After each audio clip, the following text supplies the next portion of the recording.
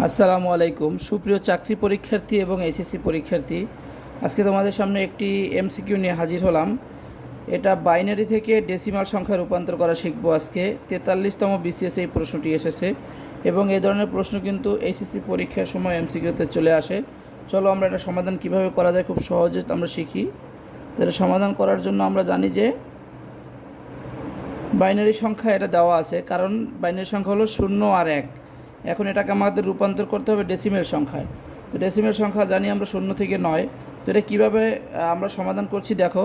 এখানে দেখতে হবে তোমাদের কয়টা বিট আছে, 1 2 3 4 5 6, 6টা বিট আছে। তো আমরা যখনই এইটাকে ডেসিমেল সংখ্যা বা হেক্সাডেসিমেল সংখ্যা বা অক্টাল সংখ্যায় প্রকাশ করব, তখন আমরা দেখো কিভাবে শুরু করি। এখান থেকে আমরা যেরকম 6টা সংখ্যা আছে আমরা এখানে 6টাই নিব। তো প্রথমে আমরা শুরু করব 1 থেকে। তো 1, এরপর ডাবল ডাবল করে আমরা আগাবো। 1-এর ডাবল 2, 2-এর ডাবল 4, 4-এর ডাবল 8, 8-এর ডাবল 16, 16-এর ডাবল 32।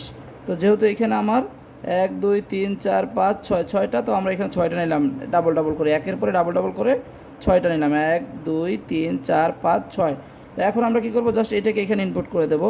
দেখো এখানে প্রথম আছে 1, আমরা এখানে বসালাম 1, এরপরে আছে 0, এরপরে আছে ট্রিপল অন, এরপরে আছে 0।